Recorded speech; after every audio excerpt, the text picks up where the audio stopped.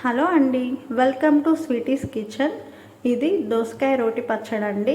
మనం ఎన్ని కర్రీస్తో అన్నం తిన్నప్పటికీ మనకి అంత సాటిస్ఫాక్షన్ ఉండదు.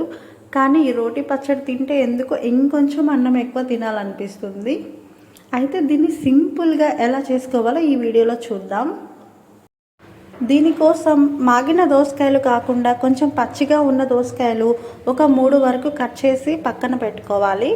తర్వాత ఒక పాన్ తీసుకొని అందులో కొంచెం ఆయిల్ వేసి పచ్చిమిర్చి ఒక 10 వరకు యాడ్ చేసి ఫ్రై చేసుకోండి. తర్వాత ఇందులోనే కొంచెం ఉప్పును కూడా వేసి ఇంకొంచెం సేపు వేపుకోవాలి. కట్ చేసి పెట్టుకున్న 2 టమాటాలను కూడా యాడ్ చేసి బాగా వేపుకోవాలి. టమాటాల్లో వాటర్ మొత్తం పోయే వరకు బాగా వేయించుకోండి. ఇందులోనే కొంచెం చింతపండు కూడా వేసి మరికొంచెం సేపు ఫ్రై చేసుకోవాలి. ఇలా ఫ్రై చేసుకున్న తర్వాత వీటిని పక్కన పెట్టుకోండి. తర్వాత ఒక ప్యాన్లో నూనె వేసి అందులో వేరుశనగ పప్పు కూడా వేయించి పక్కన పెట్టుకోండి. తర్వాత రోటిలో కొంచెం జీలకర్రను వేసి దంచుకోండి.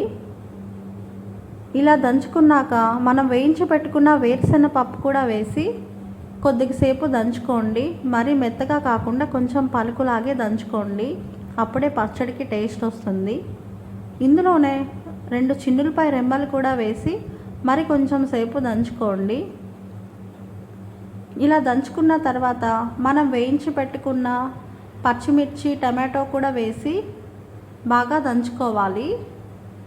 చూడండి, రోట్లో నూరితే నిజంగా చాలా అంటే చాలా టేస్ట్గా ఉంటుందండి. మిక్సీలో వేసినా కానీ పచ్చడికి అంత టేస్ట్ అయితే రాదు.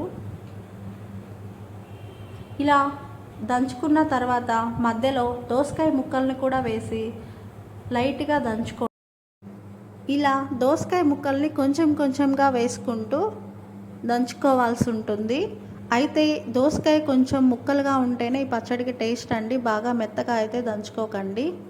తర్వాత ఇందులోనే ఒక పచ్చి ఉల్లిపాయ కూడా వేసి దంచుకుంటే ఇంకా టేస్ట్ బాగుంటుంది.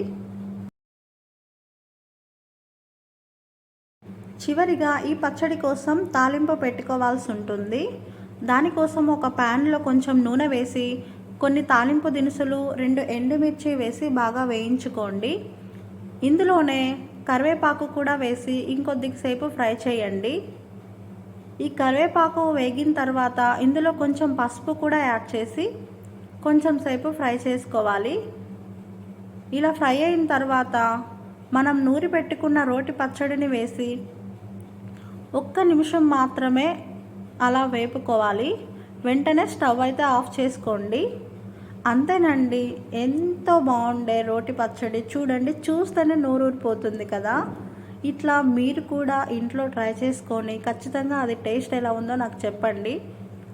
Thanks for watching. ఇంకా మరిన్ని వీడియోస్ కోసం నా ఛానల్ని అయితే సబ్స్క్రైబ్ చేసుకోండి. Bye bye.